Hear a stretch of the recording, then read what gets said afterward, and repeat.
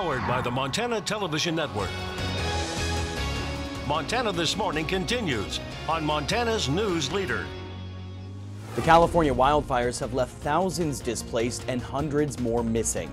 I'm Tom Hansen, and I'll tell you what's being done to help the evacuees. 1 in 3 American adults have a criminal record. I'm Adair Spab, and later on I'll let you know how organizations in Bozeman are working to bring people from jails to jobs. Good morning. Welcome to your Friday. It is 6:30. I'm Missy O'Malley with Chet Lehman. Matt Elwell's forecast is coming up in just a moment. And of course, we start with the story we've been following continuously. The number of missing in the Californian wildfires has soared now to 634 people, while the death toll from the Camp Fire in Northern California has claimed 63 lives. Yeah, thousands of others are now living in tent cities with no idea when they'll be able to return home. CBS's Tom Hansen has more this morning from New York. Members of the Paradise community held a town hall meeting last night to begin the long road to recovery, many signing up for FEMA relief. I had heard that they weren't going to put Paradise back together, that it was a wash, so it was good to hear that we're going back. The town suffered some of the worst damage from California's Camp Fire, the deadliest in the state's history. Paradise is gone. The list of the missing continues to grow, with more than 600 people still unaccounted for. Hundreds of the evacuees, unable to return home, have set up a makeshift shelter in a Walmart parking lot. Suzanne Kaxinen fled the flames with her 2 birds. She says she's been told she may have to wait 6 months before she can go back. I don't even care if there's no home. I just want to go back to my dirt, you know, and put a trailer up and clean it up and get going. Down south, evacuation orders have been lifted in Malibu, where the firefighters are still working to contain the Woolsey fire. I lost everything that I received from my mom, from my grandparents, from a baby grand piano. President Trump is scheduled to travel to the region this weekend to visit some of those affected. Tom Hansen, CBS News, New York.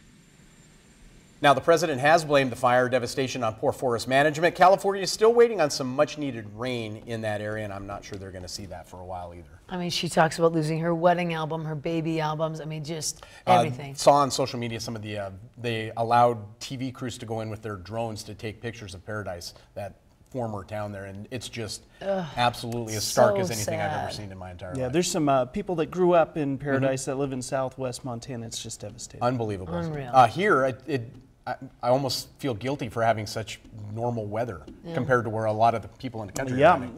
Temperatures this morning actually very warm. It's going to fall as we head throughout the day. That moisture is already starting to filter into the area. Big question is, what form is it going to take? Right now we're seeing rain showers in southwest Montana. It's raining at the airport there at Bozeman-Yellowstone International Airport. Off and on rain showers mixing with rain-snow mix. I think that could limit some of our snowfall potential in southwest Montana. Still on order for 1 to 2 inches for parts of the valleys in southwest Montana. We'll detail your complete forecast coming up. Thanks, Matt. 6:33 now on this Friday. We're learning more about the arrest of several people allegedly involved in a shooting and chase in Jefferson County that happened on Tuesday.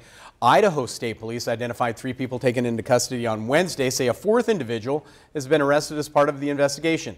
Idaho State Police Investigations Lieutenant Clint Skinner told MTN they identified Colby Schmidt, Shannon Marengo, and Michael Holloway based on information provided by the Jefferson County Sheriff's Office following that shooting and chase. During the arrest, Lieutenant Skinner said police found multiple firearms and a significant amount of drugs. Schmidt being held in Idaho on charges of trafficking heroin and unlawful possession of a firearm. Shannon also accused of trafficking heroin. Holloway arrested for grand theft for allegedly possessing a stolen firearm and possession of methamphetamine. Idaho State Police say a 4th person arrested, Angie Ahern Krogstad, was taken into custody following a search warrant that turned up meth and cocaine. In other news on your Friday morning, this week we reported on employers facing worker shortages. And MTN's Adair Spab shows us how the Gallatin County Sheriff's Office and the Bozeman Job Service are working together to get inmates fresh out of jail into jobs. Gallatin County Sheriff's Office and the Montana Job Service have been working together for years, but now they have a new partnership, Jails to Jobs. Sheriff Brian Gutkin says this new program is a win-win for both employers and inmates. Because again, we don't want them back. We don't want them back in jail. We want them working. We want them taking care of their families. We don't want them paying taxes. So we have those beds in the jail for the bad people. The program works by having the job service pick out local businesses to come to the jail and interview potential prospects. Jobs range from healthcare to construction. According to the American Civil Liberties Union, 1 in 3 American adults has a criminal record. Work consultant Terry Knutson says that the Jails to Jobs program allows those who were previously incarcerated to get back on their feet, as well as help the economy. One guard said that was the most important event she ever saw at the detention center. It could actually improve inmate behavior. One of the women that I talked to who was an inmate job seeker, who was offered 3 jobs, said that it gave her hope that there is life after the detention center. Gutkin says inmates are less likely to become reoffenders if they have a job, housing, and are back with their families. But if you can focus on that and attempt to fix that, the recidivism rate goes way, way down. Bozeman Job Service says they have several more businesses interested in getting involved, but there is a wait list. In Bozeman, Medeiros Babb, MTN News. Bozeman Job Service says any business that is interested in getting involved can call its office. In other headlines, Governor Steve Bullock has released his proposed 2-year budget. Now goes before the 2019 legislature. It has some new programs and some new investments for the state of Montana. But as MTN's Mike Dennison reports, Republicans in the legislature say the budget has something they definitely don't like: tax increases. Bullock unveiled his budget at a Capitol News conference. $10.3 billion in spending over 2 years, an increase of about 7% over the current budget. It includes full extension of Medicaid expansion, a $550 million a year program that provides health coverage to 100,000 low-income adults, new money for preschool programs, schools, and the youth system, and $290 million in infrastructure. It's time for us to invest in middle-class families, our state's infrastructure, and the core essential services that Montanans deserve. But to help finance the package, Bullock wants to increase taxes and fees by about $100 million on rental cars, lodging, investment advisors, liquor, and tobacco. Republicans who control majorities at the 2019 legislature say that second part is not going to fly. The public just voted no on tax increases. He's proposing them again. So, you know, we're not going to go along with that stuff. Montana voters rejected a ballot measure supported by the governor to extend Medicaid expansion and raise tobacco taxes to help pay for it. Bullock said Thursday he didn't see the vote as a mandate saying tobacco shouldn't pay anything for its costs or that Medicaid expansion should be ended. He also said he's optimistic that some Republicans are open to discussing what needs to be funded and how to do it. I don't think the Republicans, legislators that are saying that, also want to get into the point where you're cutting essential services that Montanans rely on. Thomas says he believes enough money without tax increases is available to fund the basics. We want to work with the governor to get the budget in good shape and get it done and take care of the state's, programs that we do, our education systems, human services. We want to get this done and get it done well for the state of Montana. So it looks like we'll have a discussion about what's essential and what's not when it comes to state spending.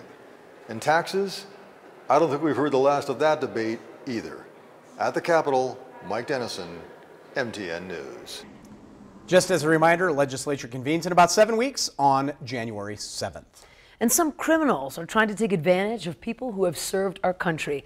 In this week's Fraud Watch, MTN's Jonathan Imbarian looks at some common scams aimed at veterans. Montana's Office of Consumer Protection is warning some scammers are targeting service members and veterans. We know that veterans are and active military members are targeted for these particular scams because they have a steady monthly income. One of the most common scams is the imposter scam. In 2017, the Federal Trade Commission reported military members and veterans lost $25 million to it. In one version of the scam, the criminal offers a home or car loan at what they claim is a veteran's discount. The individual will sign up for the loan and they'll give personal information or even possibly start making payments, and they think that they're getting these loans at a discounted rate and oftentimes aren't getting the loans at a discounted rate, or the loan doesn't exist at all. In another variation, callers claim to be from the VA and demand personal information or payments. We find that military members or veterans become victims of identity theft, most commonly through the Veteran Affairs scam.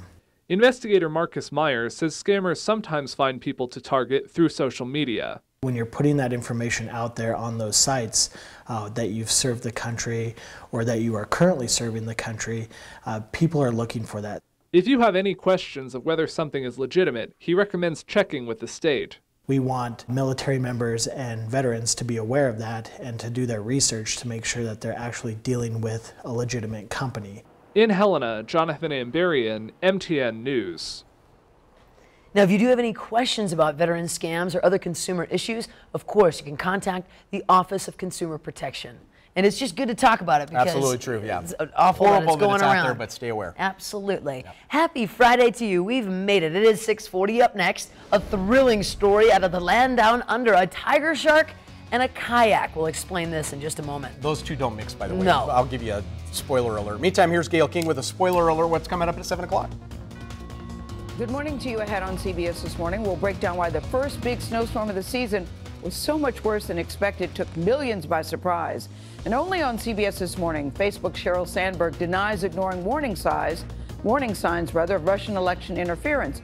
She tells Nora how Facebook is fighting against reports it paid for fake news. And we continue our School Matters series with rap star Macklemore, how he's helping students discover their love of hip hop. We'll see you at 7 o'clock on the dot.